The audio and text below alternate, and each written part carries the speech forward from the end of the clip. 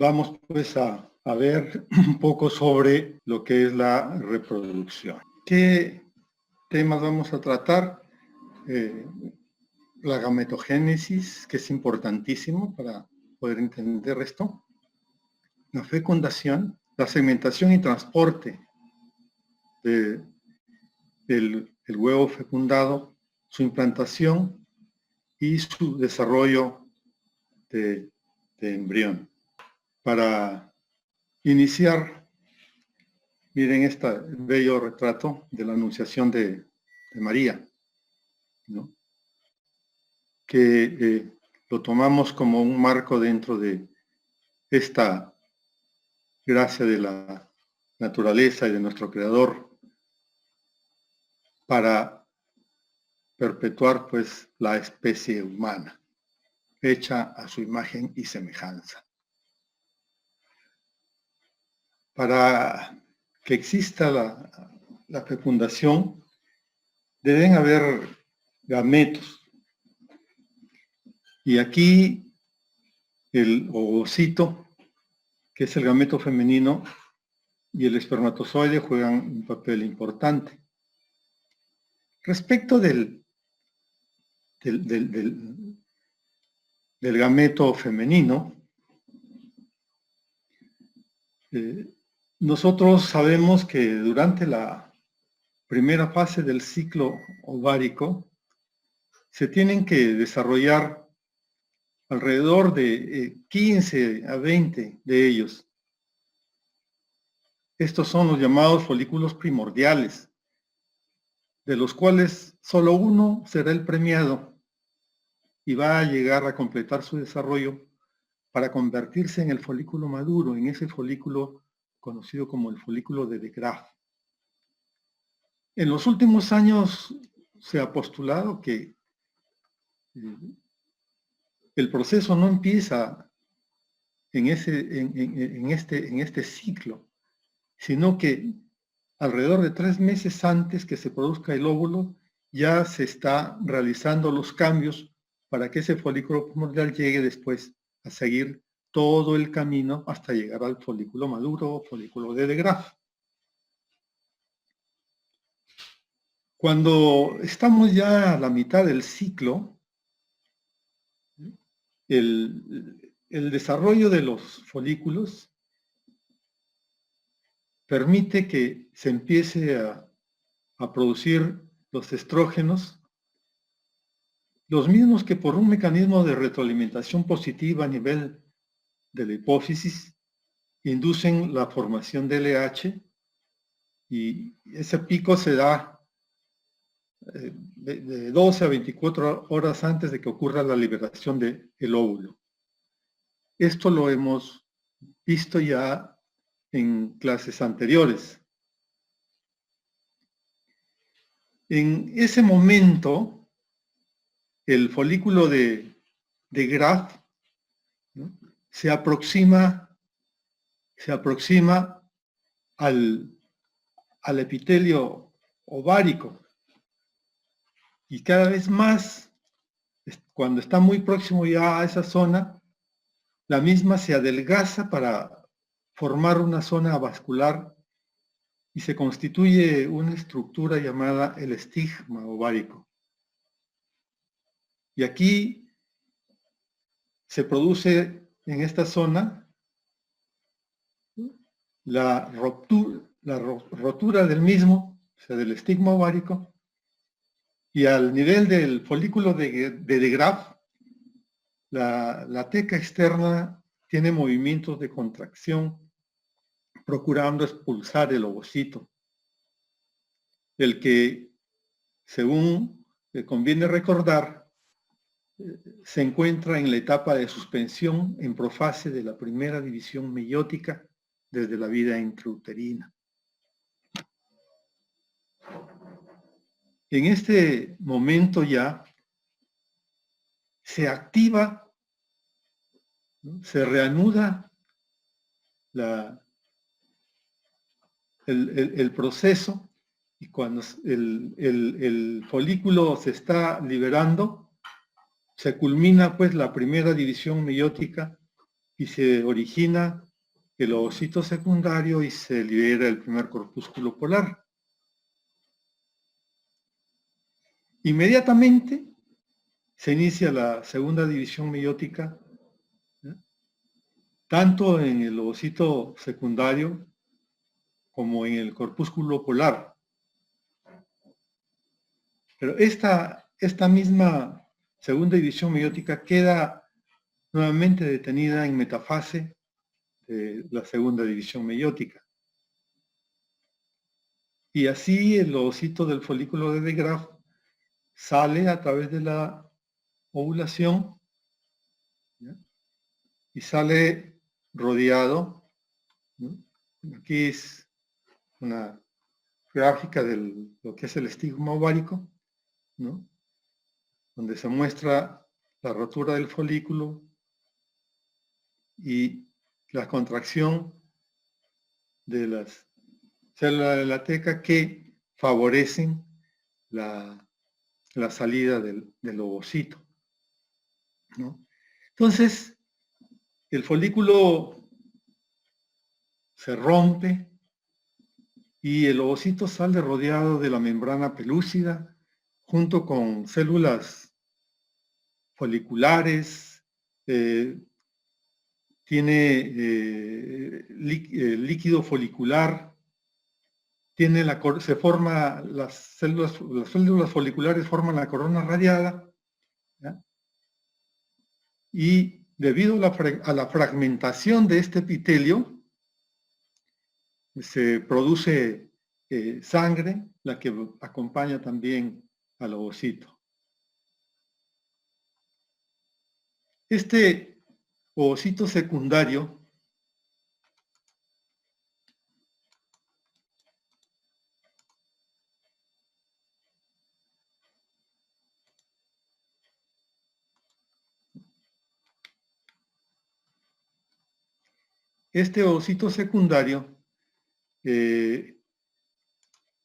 permanece en la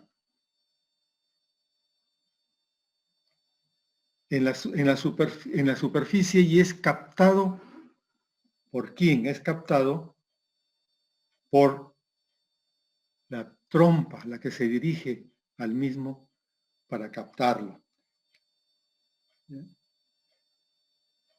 Y además, ¿qué sucede? Hay unos cilios en las células tubarias que tratan de impulsarlo hacia la luz de la trompa. El ovocito llega así hasta el tercio externo de la trompa, en la zona de la ampolla, que es la zona más amplia, y permanece aquí alrededor de 24 horas, que si no ocurre pues el fenómeno de la fecundación, se produce la autolisis, la destrucción del mismo.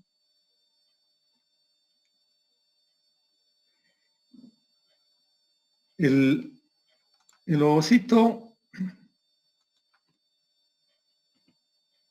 sale rodeado de la membrana pelúcida, ¿no? ¿Y qué cosa es la membrana pelúcida? Esta membrana pelúcida, zona pelúcida, es una estructura, ¿ya?, que se forma en la etapa multilaminar del folículo primario. Es una capa amorfa que tiene microporosidades y aquí se describen 3 tipos de zona. Algunos lo llaman zona pelúcida tipo 1, 2 o 3, o A, B y C respectivamente. Esta es una cubierta de naturaleza glicoproteica y que tiene muchas funciones. Tiene muchas funciones, como por ejemplo el fenómeno de zona. Este fenómeno consiste en que solo se permite el ingreso de un espermatozoide y luego de ello se cierra muy firmemente, lo que impide el paso de otros espermatozoides. La finalidad de esto es evitar la poliespermia, que solo un solo espermatozoide sea el que fecunde el óvulo. Otra función importante, ¿no?, es que solo reconoce espermatozoides de la especie humana, evitando pues de este modo la fecundación interespecies. Tiene también una función de soporte que mantiene la unión de los blastómeros, ¿no?, y así ellos no se dividen. También evita el paso de anticuerpos y permite, a través de ciertas microporosidades, el intercambio nutritivo.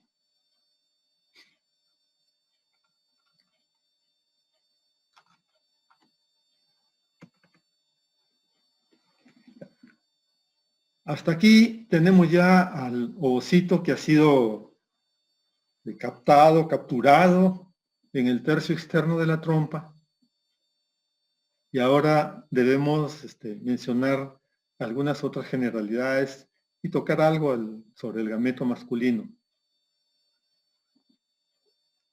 En un coito se depositan en la vagina entre 2 a 6 centímetros cúbicos de semen, lo que se traduce en alrededor de más o menos 300 millones de espermatozoides. Puede ser más, puede ser menos. Estos espermatozoides encuentran en la vagina un medio hostil.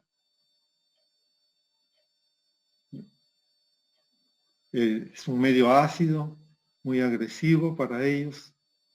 Pueden haber infecciones, pueden haber procesos inflamatorios. Y se considera que llegan al cérvix solamente el 1% de ellos. Luego estos migran por la cavidad,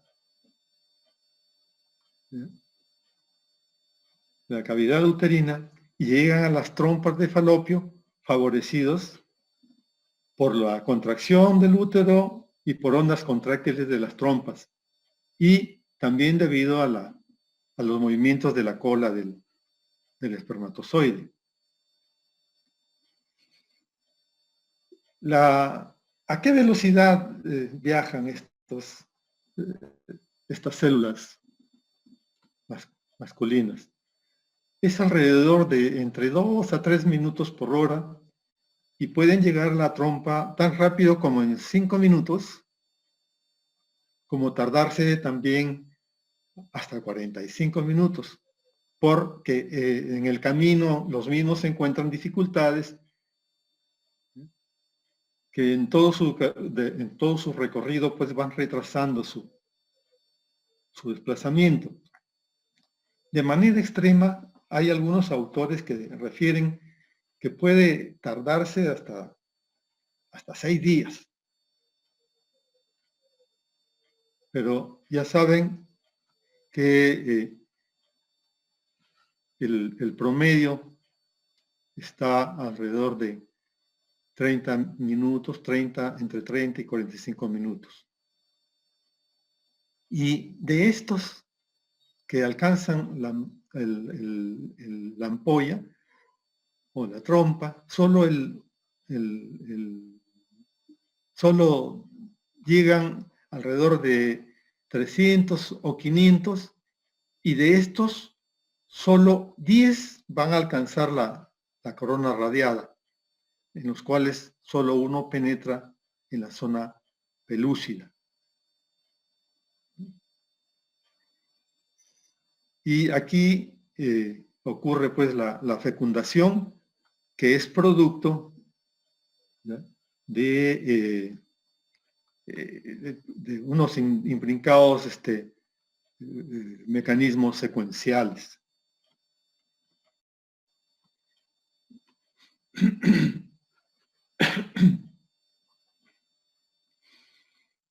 El espermatozoide tiene que sufrir un fenómeno que se llama la capacitación espermática, que consiste en que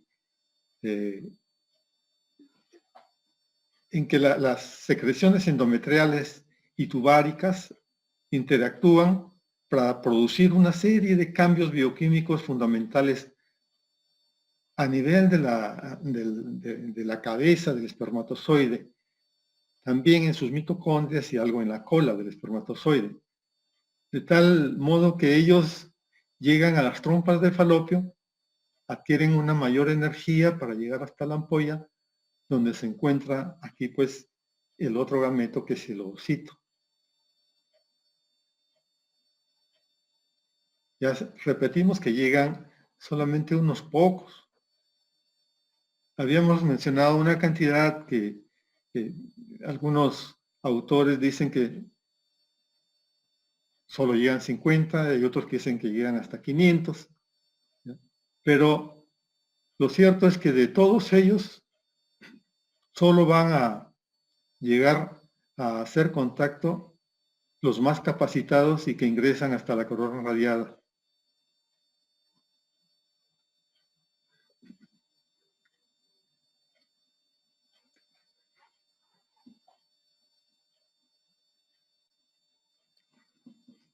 Entonces, acá es importante otro momento que es la reacción acrosómica.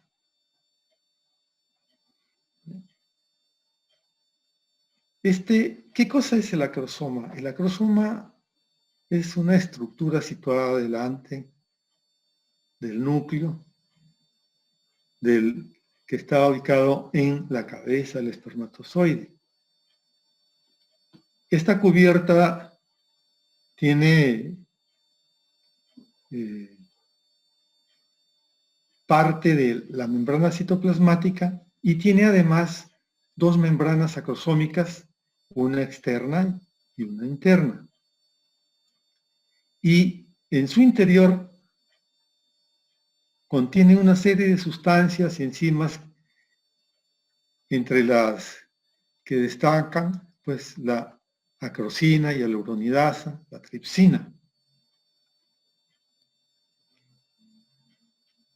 Este acrosoma, cuando se aproxima al ovocito,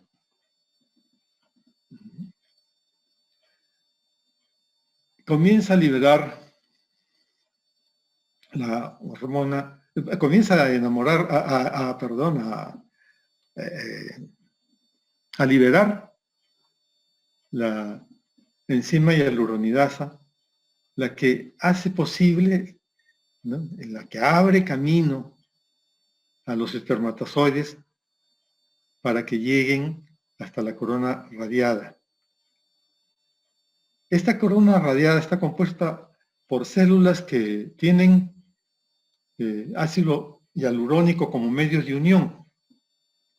Entonces, la enzima se encarga de desnaturalizarlo para que los espermatozoides puedan llegar a la zona pelúcida. A medida que el espermatozoide se va abriendo camino, sus membranas se desintegran y queda, ¿no?, solamente al final una pequeña porción en la que se denomina la zona ecuatorial. Todo esto es pues la reacción acrosómica, una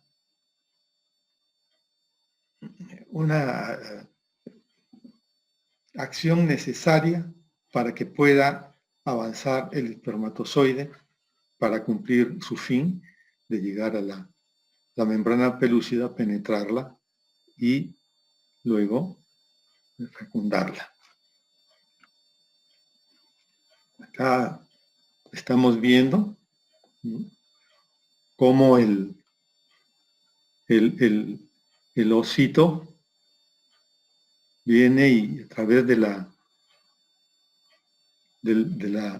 acción de la hialuronidasa va denudando, ¿no?, esta corona para que de ese modo se permita la adhesión, ¿ya?, luego la pueda atravesar, se funden y a las membranas, y como vemos aquí, al final el núcleo del espermatozoide muy unido íntimamente en su zona ecuatorial con el ovocito, que permite la penetración del contenido nuclear del espermatozoide. Entonces, vean pues que la fecundación tiene varias fases y que para que ocurra es necesario todo ese fenómeno esa serie de fenómenos que hemos estado mencionando, la capacitación espermática, la reacción acrosómica, que se impregne a la pared ovular, que penetre al citoplasma ovular, que se produzca el fenómeno de zona para evitar la antipolispermia, que se complete la segunda división meiótica en el ovocito para formar luego los pronúcleos. Estos se funden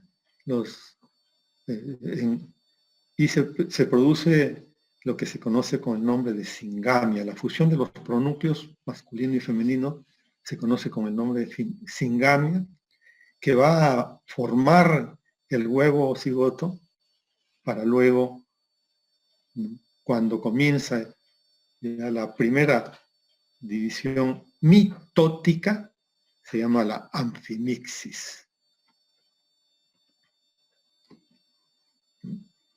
Como resultado de la fecundación, tenemos que se termina la segunda división meiótica, se restablece el número diploide de cromosomas, se determina el sexo cromosómico, se combina el material genético y se inicia un proceso conocido como la segmentación, es decir, se dividen los gametos. Acá nosotros tenemos el recorrido que hace el óvulo, ¿no?, hasta que es fecundado, y comienzan, según los tiempos, según los días, una serie de procesos y estadios, ¿no?, que van a dar como resultado la implantación en una etapa determinada del embrión en la estructura del útero, en el endometrio uterino.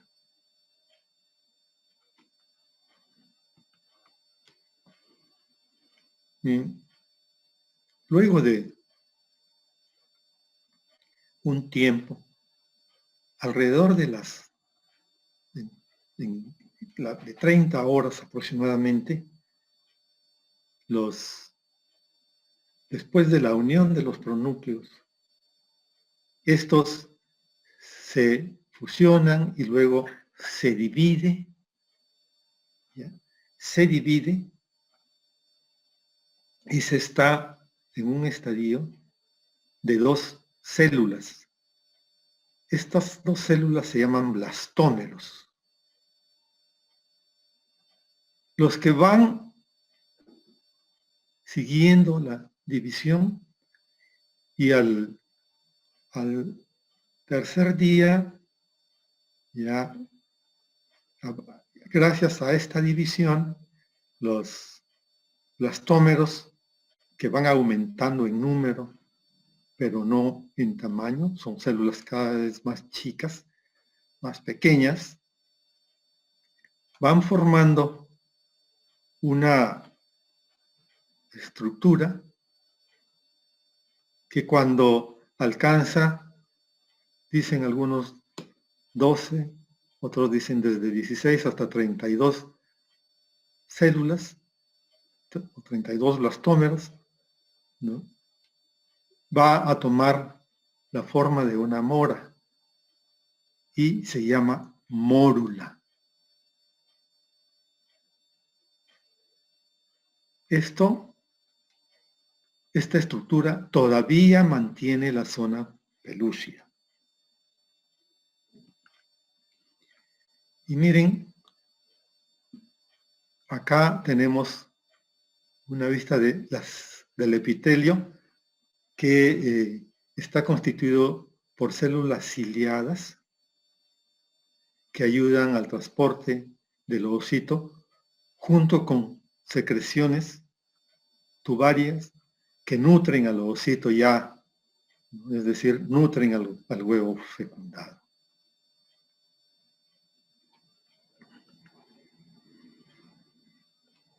Ahora, tiene que haber una implantación. ¿Y cuál es qué tipo de endometrio es el que acepta o cuál es el mejor endometrio para que pueda haber implantación? Es el endometrio secretor, por las condiciones que tienen las glándulas, que están llenas de vacuolas con sustancias nutritivas que van a encargarse pues del mantenimiento del estadio inicial del embrión.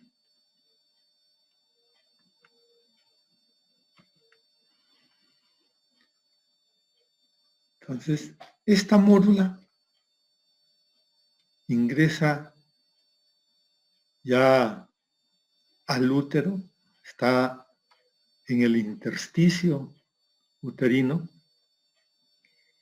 y se comienza a producir un líquido. Este líquido desplaza a los blastómeros, ¿no? Y aquí se comienza a formar una estructura cavitaria que se llama blastocisto. Mencionan que se necesita alrededor de como mínimo 80 células para que se pueda formar el blastocisto. Entonces el blastocisto inicial tiene una cavidad, tiene un conglomerado de células y tiene otras células también alrededor, que cada una tiene un nombre específico. Entonces, blastocisto todavía tiene la zona pelúcida cuando llega al útero, cuando está en el intersticio, ¿no? Y se da origen aquí a dos elementos dentro de la estructura del blastocisto. El embrioblasto, o macizo celular interno, y al trofoblasto, o macizo celular externo. Tenemos el embrioblasto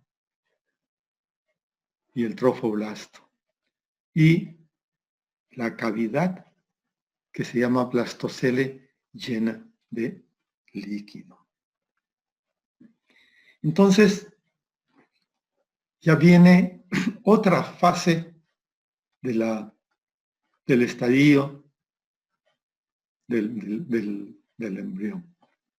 Es la fase ya de implantación misma, que entre el día 5, algunos dicen 4, pero dicen entre 4 y 5, 5 y 6. ¿Ya? Una vez que el blastocisto alcanza el útero, comienza la etapa de implantación. Y para ello, ¿qué es lo que ocurre? Una primera etapa en la cual se rompe la membrana pelúcida, se produce la eclosión del blastocisto, el cual cae sobre la superficie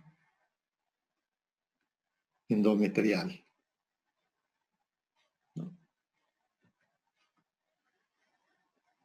Entonces, se produce pues la eclosión y el contacto del embrión, y este va a adherirse posteriormente al endometrio, ¿no? Entonces, se rompe la zona pelúcida, se produce la eclosión y salida del embrión, y llega a interactuar con el endometrio para dar paso a otra etapa, que es la aposición. Entonces el tejido endometrial recibe en su superficie al embrión, el blastocisto, y permanece inmóvil mientras se orienta el macizo celular interno hacia el endometrio para permitir más adelante la adecuada formación de la placenta. Aquí juegan un papel importante unas estructuras, ¿ya?, que son las proyecciones del citoplasma de las células endometriales. Se llaman pinópodos, que ayudan al blastocisto a entrar en contacto. Estos pinópodos son claros marcadores morfológicos de la receptividad endometrial y solo aparecen durante la ventana de implantación, es decir, del día 20 al 24 del ciclo. Si no se produce la implantación en estos días, la consecuencia va a ser la pérdida del blastocisto. Entonces, ese fenómeno de aposición juegan papel importante pues los pinópodos. También a nivel del blastocisto hay unos cilios que van a interactuar con los pinópodos para que la aposición sea fuerte, y de ese modo ya comienza la fase de adhesión e implantación, en donde el trofo ectodermo del embrión se introduce en la capa epitelial del endometrio gracias a la acción de las moléculas de adhesión. Estas tienen su L-selectinas, proteoglucanos, fibronectinas, que pues van a trabajar en favor de la implantación. ¿Cuándo ocurre esto? Alrededor de 7 días después de la fecundación, cuando el blastocisto tiene ya un diámetro de 300 a 400 milímetros.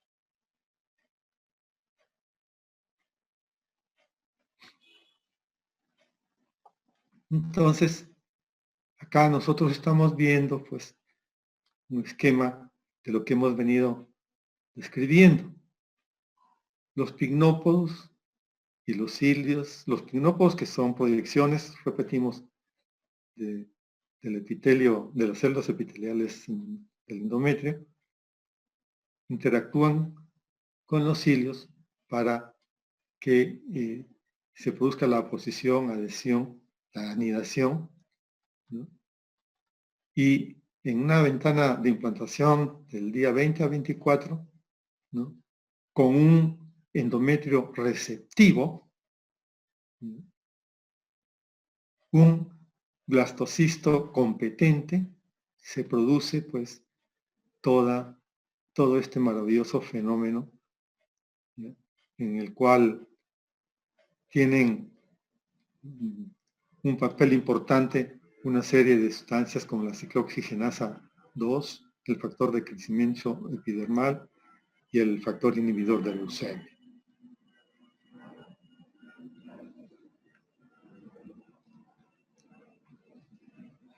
La invasión del trofoblasto, ¿no?, se hace de una manera que el mismo prolifera hacia el endometrio, desplaza las células epiteliales y finalmente invade el estroma endometrial. Aquí hace contacto con la sangre materna, que es un mecanismo controlado por las citoquinas, que son unas moléculas que van a actuar como mediadores de la implantación y permiten la unión entre el embrión y el endometrio. En respuesta a esta interacción, el blastocisto se activa e inicia la diferenciación del trofoblasto en dos estructuras: el citotrofoblasto y el sincisio trofoblasto. El citotrofoblasto tiene una serie dentro de su estructura, está compuesto por células. Y el sincisio trofoblasto, ¿ya?, está, como su nombre lo dice, no tienen límites definidos, están desordenados. Podríamos decir que es algo amorfo. Y a partir de allí es donde ya empieza a producirse una serie de hechos, ¿ya?, donde se produce la rotura de la estructura endometrial y muchas veces esto coincide con la fecha de menstruación de la mujer, y la mujer presenta un sangrado, pero este es un sangrado de implantación, ¿no?, por la lesión del epitelio. Y se produce ya después los fenómenos de bloquear la hemorragia y se forma un trombo. Entonces el blastocisto entra en contacto, ¿ya?, con el endometrio por su polo embrionario. Y aquí viene la diferenciación del citotrofoblasto y sincisio trofoblasto, ¿no?, que van a emitir, el sincisio trofoblasto va a emitir proyecciones, ¿no?, que van a invadir pues, el endometrio a nivel de su capa esponjosa, ¿ya?, llega hasta la capa esponjosa, pero se implanta en la zona compacta. Este sincisio trofoblasto, ¿ya?, es el que se encarga de producir la hormona coriónica gonadotrófica. Entonces, no olvidemos, el trofoblasto inicia la invasión, ¿no?, se produce, ¿no?, la rotura del epitelio, ¿no?, endometrial.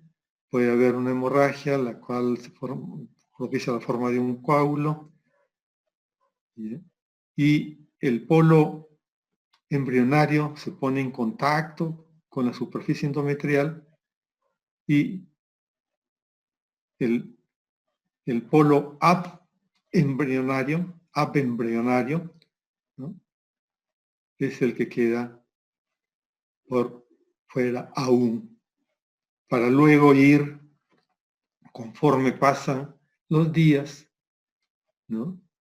Conforme pasan los días, irse introduciendo en la estructura misma del endometrio. Y como habíamos mencionado, ¿no? El trofoblasto se diferencia pues en dos capas, ¿no? La capa interna y la capa multinuclear amorfa, que era el sincicio trofoblasto. Y aquí a este tiempo, la parte que habíamos denominado embrioblasto se diferencia en dos capas. Una es el hipoblasto, que es hipo es abajo, y epi es encima o alrededor de epiblasto. Estructuras importantes. Esto le dan el nombre a toda esta etapa, que es, ¿no? del embrioblasto, que se llama, pues, ¿no? El disco germinativo en su etapa bilaminar. Su etapa bilaminar.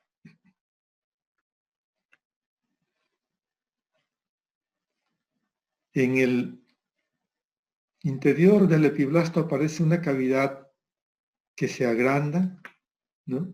Para formar la cavidad amniótica. La cavidad amniótica. Y la cavidad del blastocisto, ¿no? Que va a ser después el saco vitelino. Las células epiblásticas adyacentes al citotrofoblasto se denominan amnioblastos. Estas son las que van a revestir la cavidad amniótica.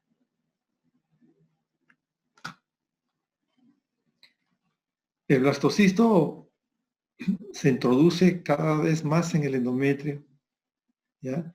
El coágulo de fibrina cierra la continuidad del epitelio y aparecen en el sincicio trofoblasto, aparecen vacuolas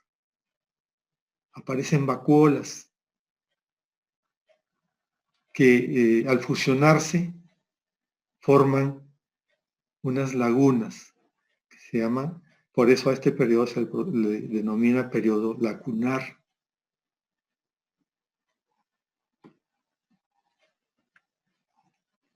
Aún en este momento, las células aplanadas originadas del hipoblasto, las fórmulas aplanadas del hipoblasto, forman una membrana exostelómica que ustedes ven aquí en amarillo, que se llama la membrana de Hauser, que junto con el hipoblasto constituyen el revestimiento del saco vitelino primitivo. La membrana de Hauser.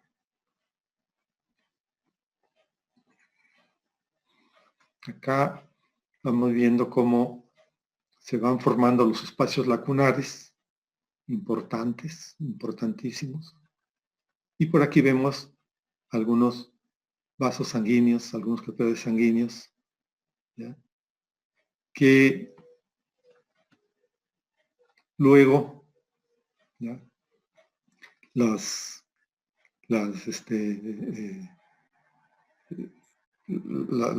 El tejido,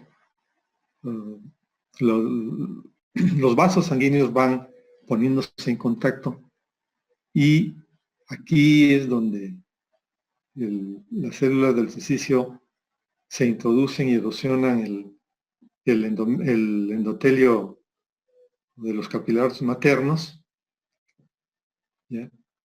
que con la idea de que se produzca una intercomunicación para establecerse aquí pues ya el primer esbozo de intercambio feto-materno.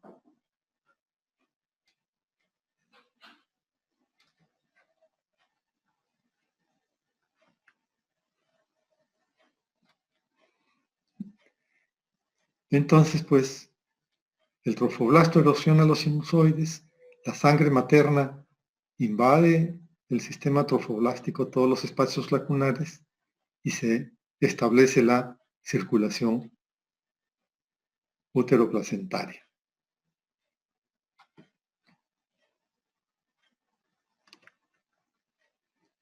Los días 11 y 12, el mesodermo extraembrionario, ¿no?, forma un nuevo espacio. Es el celoma extraembrionario o cavidad coriónica. Este es el celoma extraordinario y se va a formar un espacio que va a revestir, ¿no?, el citotrofoblasto y el amnios.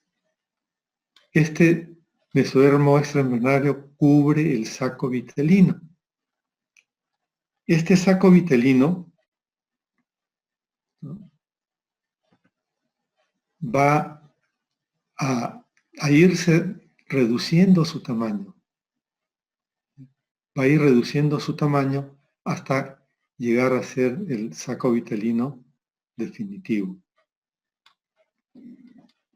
El disco germinativo bilaminar entre los días 11 y 12, que mide alrededor de 0.1 o 0.2 milímetros, ¿ya?, y las células del endometrio contienen abundantes lípidos y glicógenos que se encargan de nutrirlo, ¿ya?, y comienza a haber cambios que ocurren en el endometrio, ¿ya?, que se llama una reacción decidual, en donde en la zona adyacente al sitio de implantación, pero estos cambios abarcarán todo el endometrio. Y entonces nosotros vemos que a veces hay una hemorragia en el sitio de implantación como consecuencia del aumento del flujo sanguíneo hacia los espacios lacunares. Y habíamos mencionado que, como está cerca los días de menstruación de la mujer, se confunden también como sangrado menstrual normal. Entonces estamos viendo cómo prolifera la membrana exocelómica y se va reduciendo el tamaño del saco vitelino. Entonces, las células del citotrofoblasto proliferan formando columnas, ¿sí?, y se introducen al sincicio y forman las vellosidades primarias. Entonces, forman las vellosidades primarias. Y también habrán, pues, vellosidades secundarias y otras terciarias. El hipoblasto produce células, entonces, hasta que se pliega la membrana exocelómica y queda el saco vitelino secundario, que debido a esa proliferación va a tomar luego su forma definitiva. Y con el desarrollo de los vasos sanguíneos se forma una estructura que se llama pedículo de fijación, que a la larga se convertirá después en el cordón umbilical.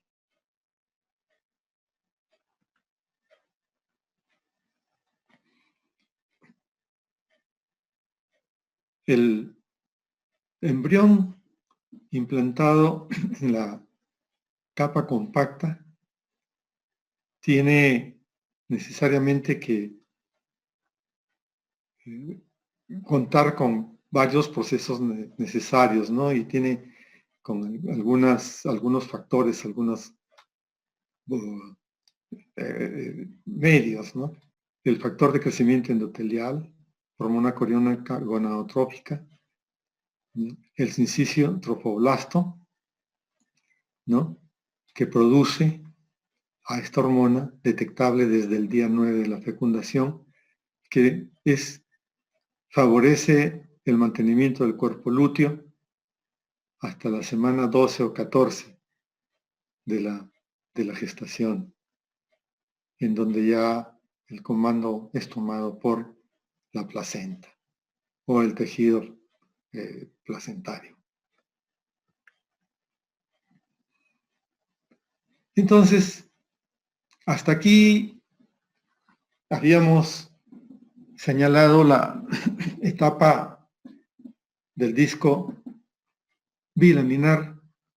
El blastocisto se va formando y se introduce a nivel de la capa compacta del endometrio, y donde está la base del endometrio, toma el nombre de decida basal, capsular cuando lo envuelve, decida basal, la que está en la base, y todo lo demás ya es todo el endometrio. En todo el útero se produce este cambio de llamado la transformación decidual del endometrio. Aquí, en la tercera semana del periodo embrionario, lo más saltante es la gastrulación. La gastrulación quiere decir que desde un embrión bilaminar se configura uno trilaminar basado en un proceso de división, migración, diferenciación celular, para llegar a establecerse 3 capas germinativas en el embrión, como son el ectodermo, el mesodermo y el endodermo. Cada uno de ellos tiene su misión en cuanto a la formación del feto. Ya a partir de esta tercera semana, algunos consideran que se denomina, ¿no?, la fase embrionaria, hasta la semana 8, donde lo más saltante es la organogénesis. Entonces, la gastrulación empieza con la formación de una línea primitiva, una depresión en la superficie del epiblasto, que se llama la línea primitiva. Y hacia el extremo, hacia el otro polo, hacia el extremo llamado cefálico, ¿ya? Se forma el nodo o nódulo primitivo, que es una zona elevada alrededor de la fosita primitiva. Entonces, la gastrulación empieza con la formación de la línea primitiva y la aparición del nodo primitivo. ¿Qué es lo que ocurre aquí? Que las células del epiblasto migran hacia la línea primitiva. y cuando alcanzan la línea primitiva se invaginan, se desprenden del epiblasto y se depositan debajo del mismo.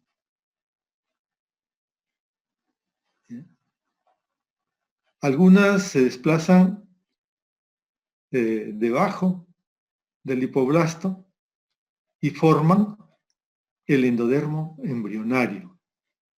Otras se ubican entre el epiblasto y el endodermo y originan el mesodermo. Todas las células que quedan arriba forman el ectodermo, el mesodermo y el ectodermo.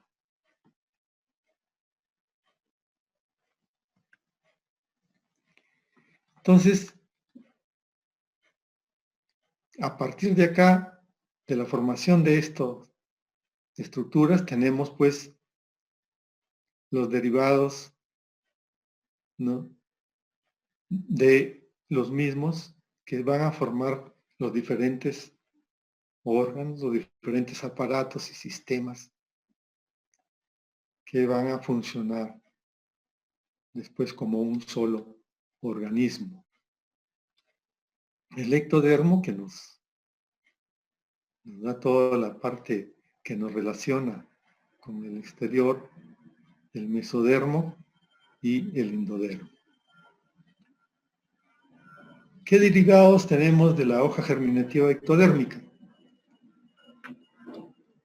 El sistema nervioso central y periférico, el epitelio sensorial del oído, nariz y ojos, la epidermis y derivados, es decir, pelo, uñas, glándulas sudoríparas, las glándulas mamarias, la glándula pituitaria, la médula adrenal, el esmalte dentario y el cristalino del ojo.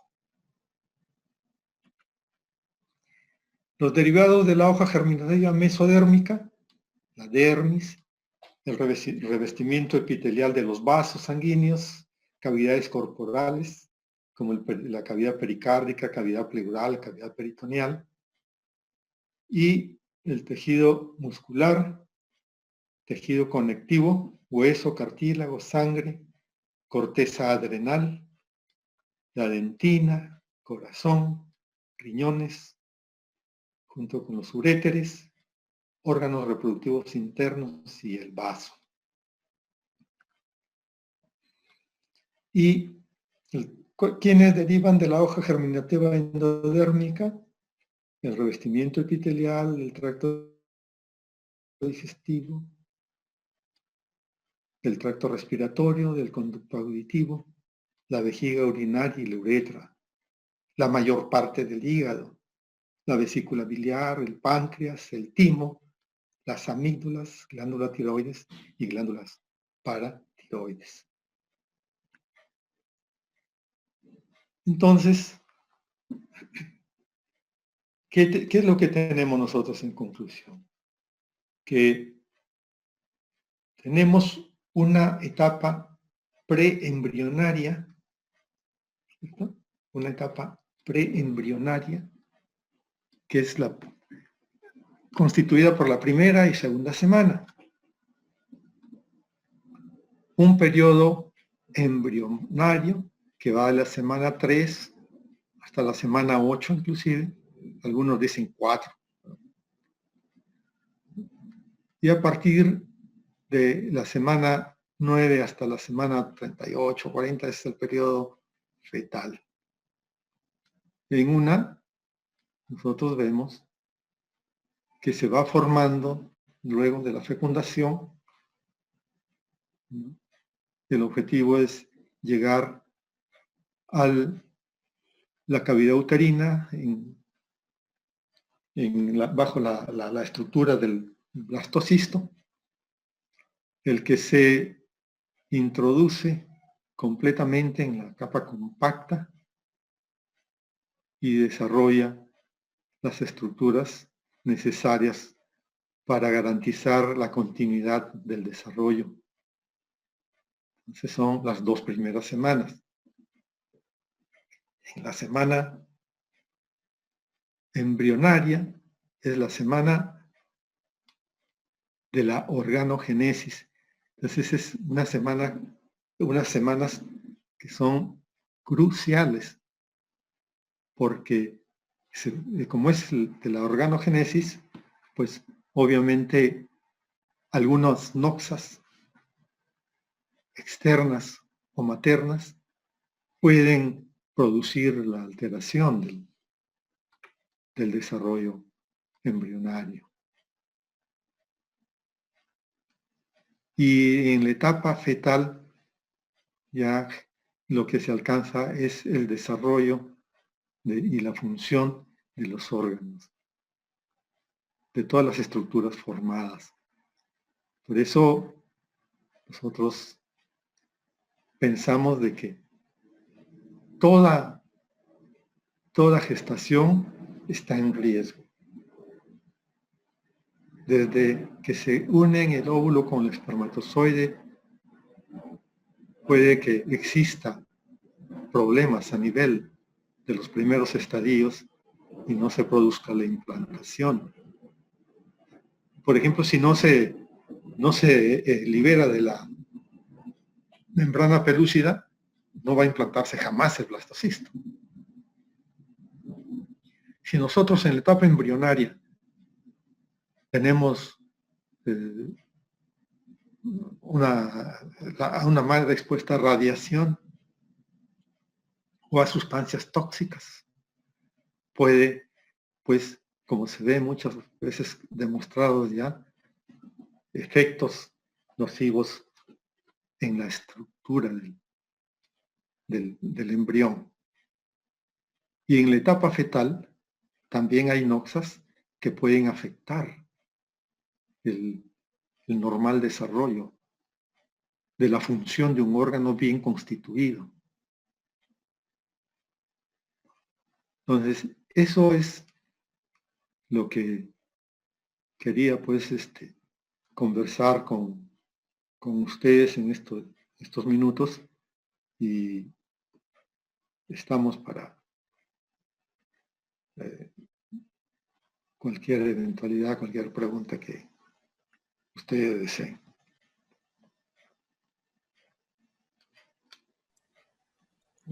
Muchas gracias, doctor Aguilar. Estamos esperando entonces las preguntas de los señores alumnos.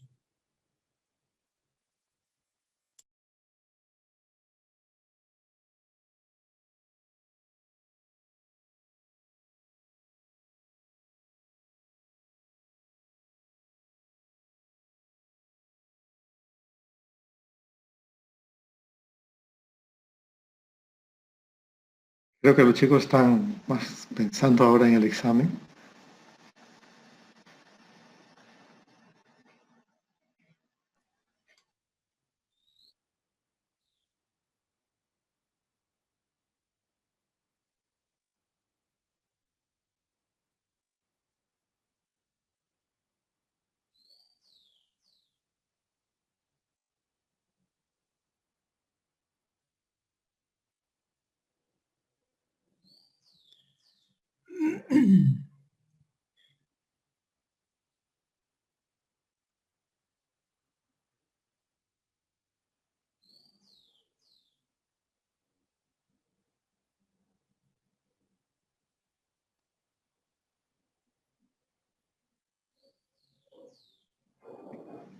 Doctor Donaire, si no hay preguntas, entonces Creo que damos sí. por Vamos a concluida. agradecer nuevamente al doctor Julio Aguilar, una clase brillante que ha dado, y a los señores alumnos, muchas gracias por su presencia y buena suerte en su examen ahora más tarde. Muchas gracias a todos por su atención. Gracias, doctor Donaire, y a los chicos en esta nueva etapa del curso, ¿no? La parte obstétrica es una parte apasionante. Recuerden que están en juego la vida de dos seres, la madre y el y el feto, el niño, el hijo esperado, al cual nosotros nos debemos, y procurar que al final de la gestación tener una madre feliz con su hijo en brazos, dándole de lactar, acariciándola, dándole su cariño. No hay nada más triste que una muerte de un feto, muchas veces ya cuando alcanzó el máximo desarrollo, 38, 40 semanas, o también como la muerte de una madre, que es un problema de salud pública, que es una tragedia, porque la ausencia de la madre en un hogar es prácticamente un hogar destruido, un hogar que va a tener niños, si es que está dejando niños, que puedan después terminar en la mendicidad, en conductas de riesgo o en conductas hasta de tipo delictivo. Entonces, mucho cariño, mucho afecto para esta parte de su curso, la parte de obstetricia, una bella parte de nuestra profesión, la cual hemos abrazado con mucha devoción y mucho cariño. Muchas gracias a ustedes y buena suerte. Felicidades. Gracias, doctor Aguilar, lindas palabras y nuevamente lo mejor también para los señores alumnos próximos a dar su examen. Gracias, doctor Mascaro, y será hasta una próxima oportunidad. Muchas gracias, hasta luego.